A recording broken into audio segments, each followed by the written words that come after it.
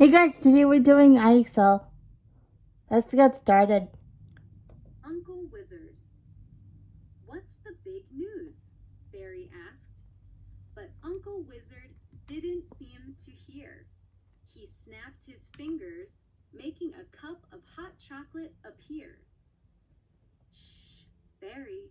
He'll tell us when he's ready, Aubrey said. She shook her wand, and tiny pink butterflies flew out. Duke waved his wand and turned them into flies. Barry's cousins were always showing off silly magic. Barry wanted to learn the hard stuff, like how to make a storm. Uncle Wizard cleared his throat.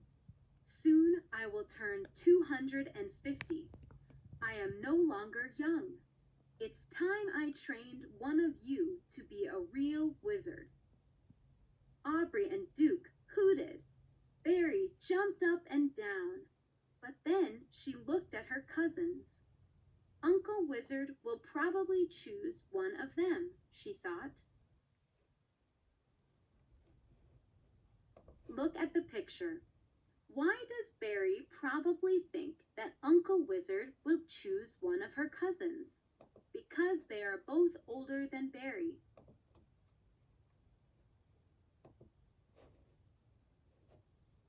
How will you choose who becomes a wizard? Barry asked. With a puzzle, Uncle Wizard winked. I've hidden a special golden key. Whoever finds it will become the next wizard. Cool, Barry whispered. Here's the puzzle. The key is in a place where there are rivers and roads, but no people, Uncle Wizard said. Remember, wizards use their magic and their minds. Aubrey and Duke began to shout ideas.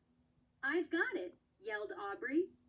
The key must be in an old empty town. Of course. But where? Duke asked. I don't know, but I'm going to find it first. Aubrey waved her wand and disappeared. Duke clapped his hands, making a cloud of smoke that smelled like blueberries. When the smoke cleared, Duke was gone. Where has Uncle Wizard hidden the key? In a place with rivers and roads, but no people. While Uncle Wizard sipped his hot chocolate, Barry stood quietly by the fire. She had heard stories about empty towns, but she didn't know of any. Aubrey and Duke are searching for an empty town, Barry thought. Should I search for one too? Even if I find one, how will I know where to look for the key? Barry said a floating spell, and she began drifting slowly through Uncle Wizard's house. I always think better when I'm floating, she said to herself. Soon Barry found herself in Uncle Wizard's map room. She looked around. There were maps hanging on the wall and rolled up on shelves. More maps were stacked on Uncle's desk. Barry kept asking herself, where are there rivers and roads, but no people? What can you guess about Barry? Look for clues in the story.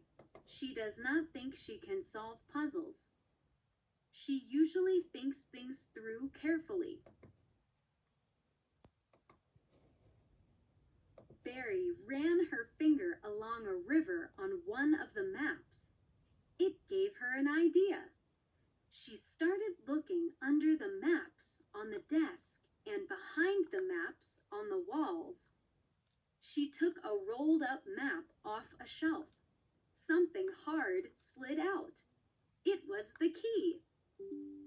Good job, Uncle Wizard said. He was standing in the doorway, smiling. I solved the puzzle, Barry said.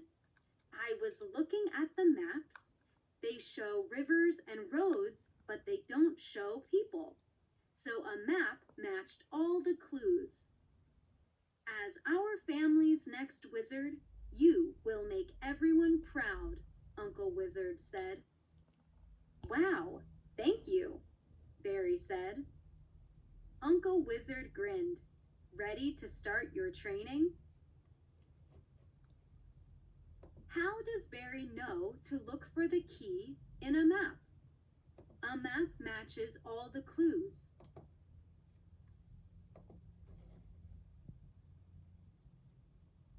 The 3 clues. Naya waited for Kit outside Grandfather's bedroom. Finally, the healer came out. Good news, Kit said. He didn't break his foot when he fell, but he needs to rest for a week. Naya and Mother looked at each other sadly. The Blue Moon dance was in 2 days. Naya and Grandfather always went to the dance together. Mother asked, "Is there anything that can make him heal more quickly?" Kit flipped through her medicine book. Well, some magic night star flowers would heal him right away, but the clues to find them are a little strange. What are they? Naya asked. Travel west and look for the hugging tree, Kit read out loud. Then, cross the Queen's Bridge. Finally, look for stars in a night sky under the full sun.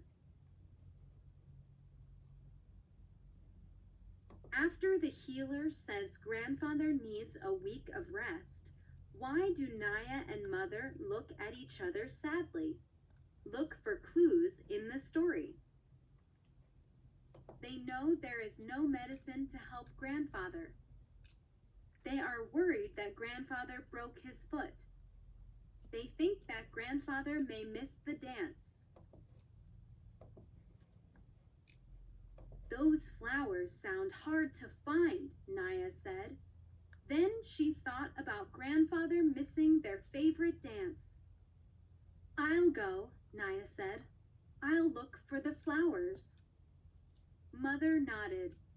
We want Grandfather to heal quickly. Take Harry with you. Harry was Naya's unicorn.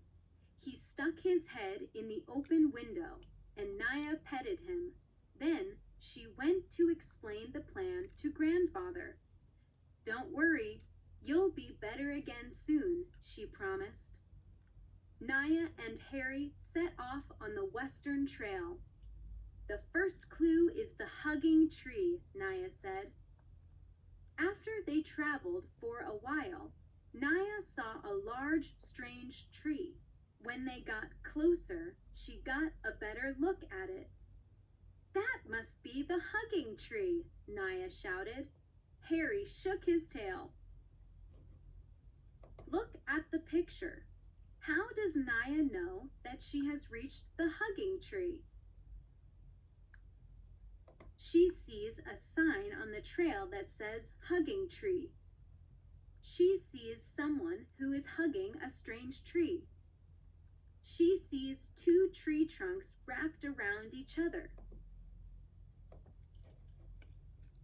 Next to the hugging tree was a narrow trail.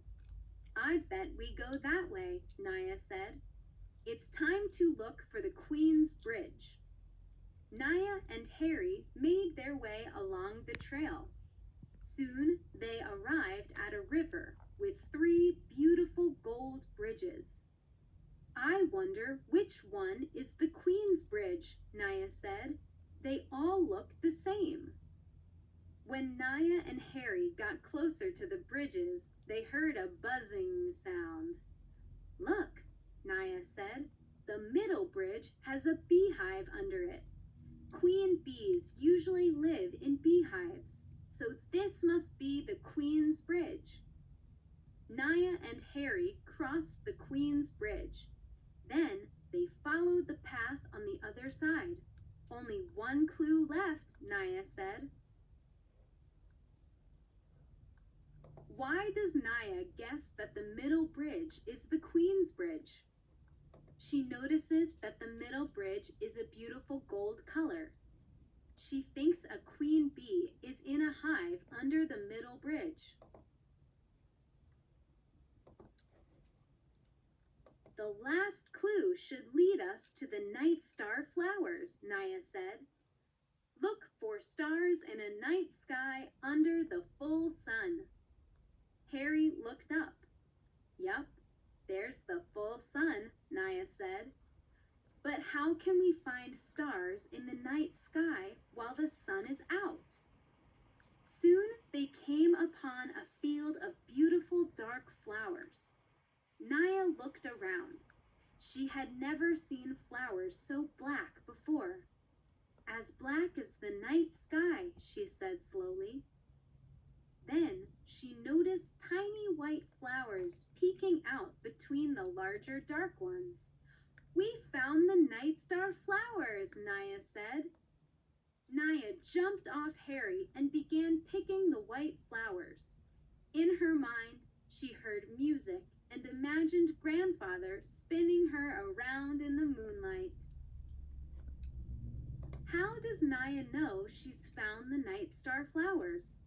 Look for clues in the story. They look like bright stars in a dark sky.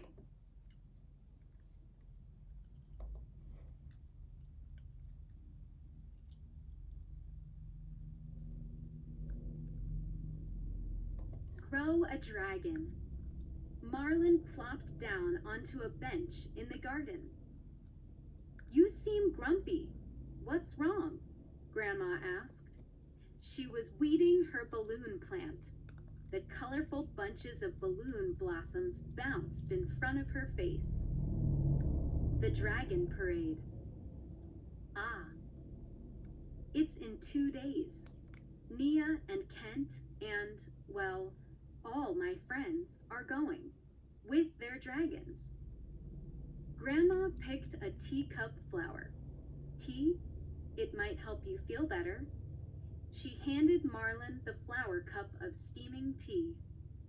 Only one thing will make me feel better, Marlin whispered. I know, but dragons cost a lot, Marlin sighed. Right. And it's not like you can just grow one. Marlin looked around his grandmother's garden. Wait, he said slowly. Maybe I can. May I look through your seed box? What is probably true about Grandma's seeds? Look for clues in the story.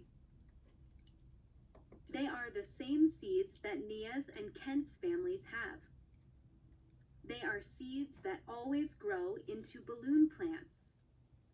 They are magic seeds that grow into unusual plants.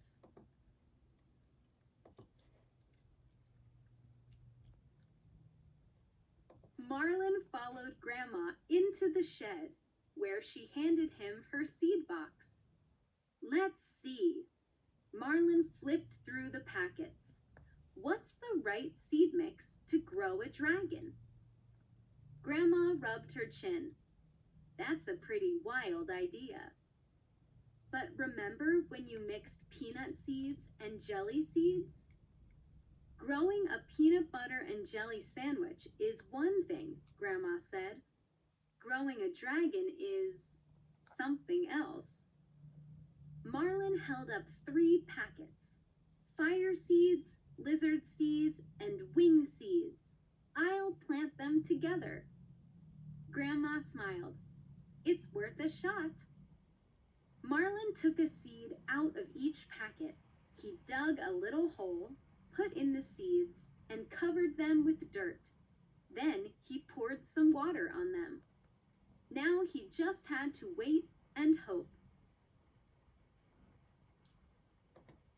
Why does Marlin pick fire seeds, lizard seeds, and wing seeds? Look for clues in the story. He wants seeds that remind him of what a dragon is like. The next morning, Marlin couldn't believe what he saw in the garden. There was a plant with a red stem and green leaves. A pink flower bud grew on the stem. Marlin touched the bud carefully with one finger. It was warm and smelled slightly of smoke. I did it! Marlin jumped in the air. Grandma came outside. Well, something is growing, that's for sure. Marlin ran his finger along the stem. It felt like petting a lizard. It's a dragon plant, he cheered.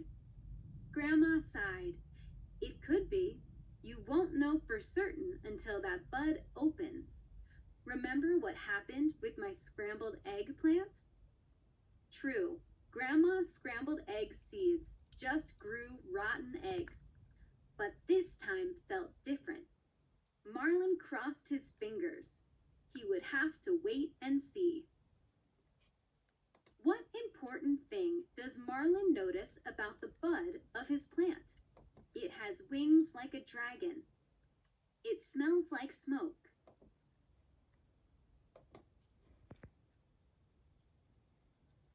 Marlin woke at sunrise and raced into the garden. The bud had opened into a large red flower. Marlin heard a tiny roar. Sitting on the flower was a brightly colored dragon. Marlin froze. Then he slowly reached out his hand. The dragon trembled a little, watching him closely, but then she hopped onto his hand. My dragon, Marlin whispered, rubbing the dragon's chin. She grinned and let out a puff of smoke. She was nothing like Nia's and Kent's huge, fancy dragons, but Marlin was glad to have a different kind of dragon. You're perfect, Marlin told his dragon. Let's get to the parade. The dragon roared happily. Look at the picture. In what way is Marlin's dragon different from Nia's and Kent's? Marlin's dragon is meaner and scarier. Marlin's dragon can fit inside his pocket. Marlin's dragon. The correct answer is Marlin's dragon can fit inside his pocket.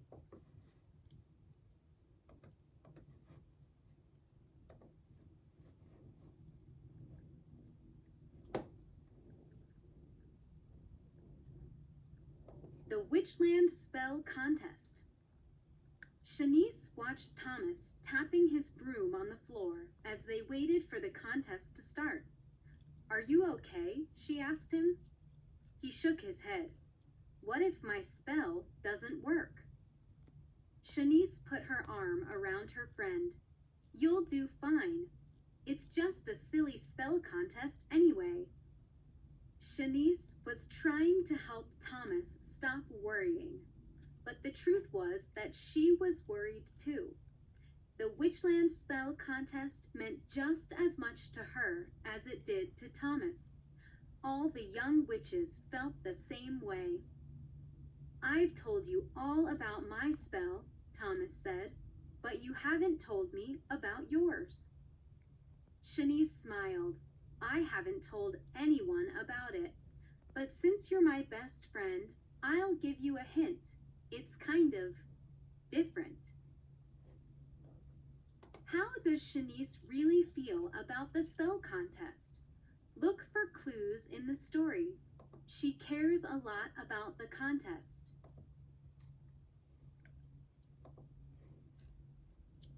The judges sat down at their table. It was time for the contest to begin. Shanice and Thomas watched the other witches do their spells. One witch was from Shanice's baseball team. She made silver rings appear on the judges' fingers.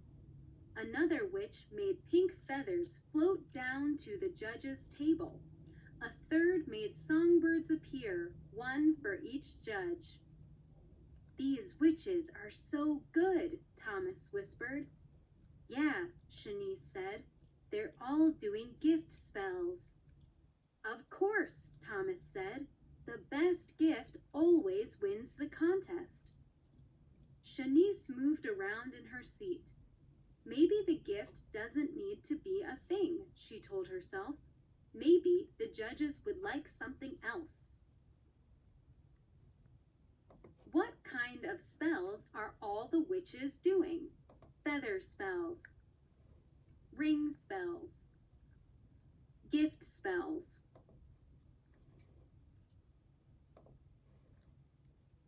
Next, it was Thomas's turn. Good luck, Shanice said. On stage, Thomas faced the judges. He brushed his broom across the floor and whispered his spell. Small pink cakes appeared in front of the judges. How pretty, one judge said. Almost too pretty to eat, the other judge said, but still he licked the top. Thomas bowed while everyone else clapped or waved their brooms. The second judge didn't clap. He was too busy eating his cake. Shanice smiled and waved her broom at her friend. But when Thomas looked away, Shanice slid down in her chair. What had she been thinking? Why had she wanted to try something different? Thomas was right. Gift spells were what made the judges happy. After seeing Thomas's spell, how does Shanice feel about the spell she is planning? Look for clues in the story. She is glad that her spell is better than a cake spell. She is worried that she may have picked the wrong spell.